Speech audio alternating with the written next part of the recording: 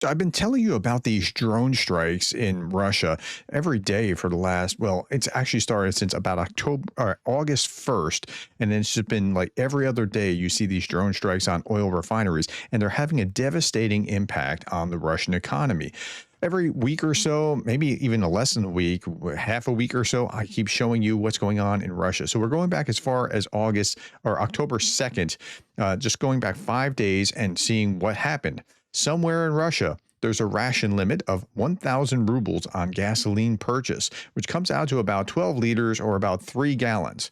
I don't know about you, but I'm not going to get very far on 3 gallons if I'm trying to be rationed for, say, the week or however long this is. But it's happening in Russia. Here we go. Look at this map, updated map of the regions of Russia where there are shortages of gasoline or diesel and how early it was first reported. As always, it's worse in the occupied territories.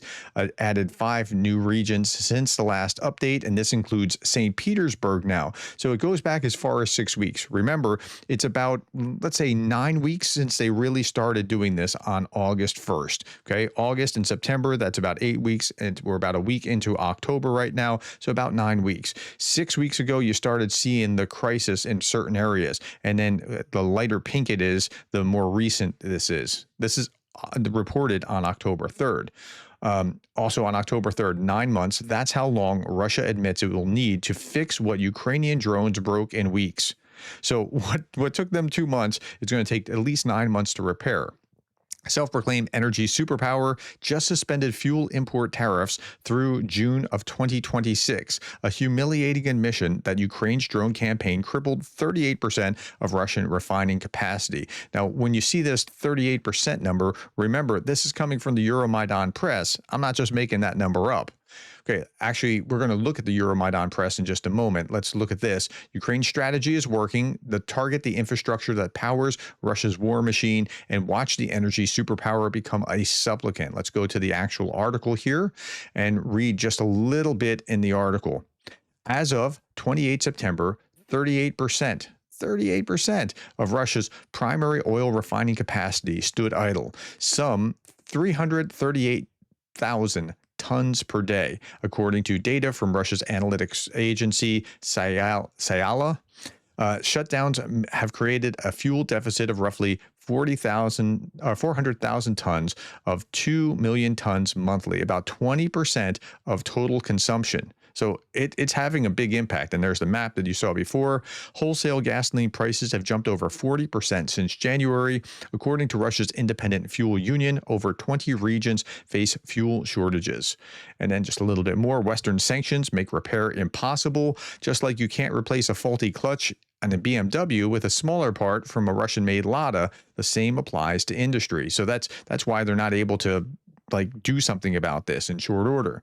Ukrainian drone campaign compounds the pressure. This is a fuel crisis in Russia, which directly affects logistics and the supply of its army. Ukrainian Commander-in-Chief Alexander Syrsky stated on 26 September. Ukraine's general staff revealed in mid-August that 42% of long-range strikes since January targeted oil refineries, making them the most frequently hit target. So again, 42% of its strikes since January is targeted oil refineries. Now it's got to be higher if you go from August, right?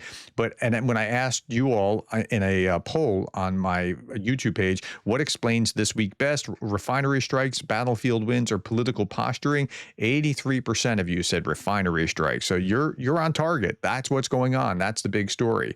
Okay, again, August 3rd, Ukrainian drones have set Russia's fuel system ablaze. 40%, I think the rounding here, of refining offline. 20 regions hit. Crimea hit hardest.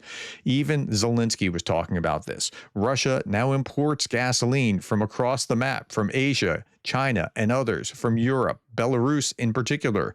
So to meet its own domestic demands, Russia is now importing gasoline from other countries. So it's not only not selling it as readily or easily abroad. Now it's still sending out some crude in the shadow fleet, but it's not only not sending this out, but it's importing it from other countries. This is one of the consequences of Putin's war. The gas station country isn't selling fuel, it's buying it. That's a big shift. A big shift. Okay, also on October 3rd, after strikes on their oil refinery, locals in Orsk immediately lined up at gas stations to fill up their cars. Right. Well, they've got to because they're worried about what's going to come next. Here's October 4th. This was interesting. So, Russia's oil transport networks continue to collapse, with September rail cargo down another 9.6%. So, this is just transporting the oil and gas and that sort of thing. But look, it's falling like a rock. It's just verifying what is going on with the actual gas being destroyed, or the depots being destroyed, or the refineries being destroyed. October 5th, 2025. In Russia, daily shipments of oil and petroleum products by rail have fallen to 2020 levels during the global crisis caused by the COVID-19 pandemic. Here is during the pandemic, and here's where we are now. It's about the same, right? It's fallen significantly. Remember, people weren't traveling and going to work like they normally were. It was very different. Okay. October 5th, Russia's Khabarovsk Krai region, even with a 10-liter limit on fuel purchases, only 10% of stations now have anything to sell. So they're still limiting that. I don't even know how you get in line and wait for 10 liters in order to fill up to 10 liters. And then, like, how much gas did you have to spend just waiting for that? Okay, October 6th.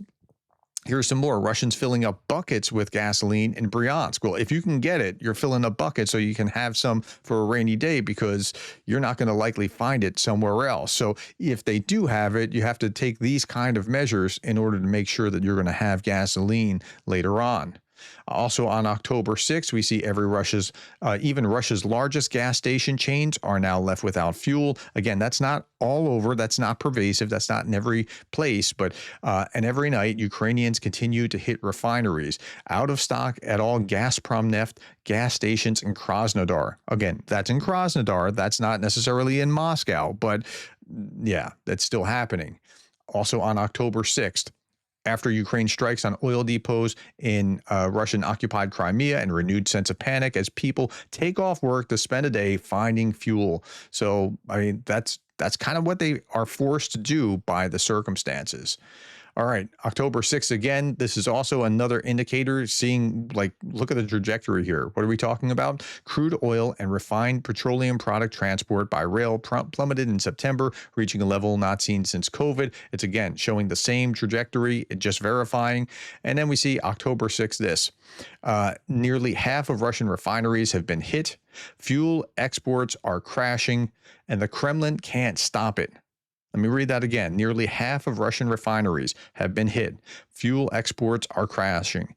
Kremlin can't stop it. 60% of Ukraine's deep strikes are carried out by FPV-1 drones. I showed you what an FPV-1 drone looked like in this morning's daily brief. And there are reports that Kyiv is now also fielding the FP-5 Flamingo cruise missile with a 3,000-kilometer range and 1,150 kilogram warhead. So the fuel crisis is there. It's getting worse, and it's going to continue to get worse with each hit. It won't heal itself. It can't get better. They can't do anything about this because they can't stop. Like, they don't have the adequate air defenses around these refineries. And so it's just getting bad. Okay, I'll leave you with one last image. That's this. Nothing to see here. It's all going according to plan. Yep, that's kind of what they're trying to say here. Nothing to see here. Everything's fine. Yeah, we're going to be fine. But they're not, and we all know it. All right, my friends, tell me what you thought about what you saw here. Put that in the comments below. I try to read as much as I can. What would you like me to focus on next time when I deal with the economics, what's going on in Russia? Thank you for the time, the likes, the shares, and the subscribes, and thank you for being the kind of person that cares about Ukraine.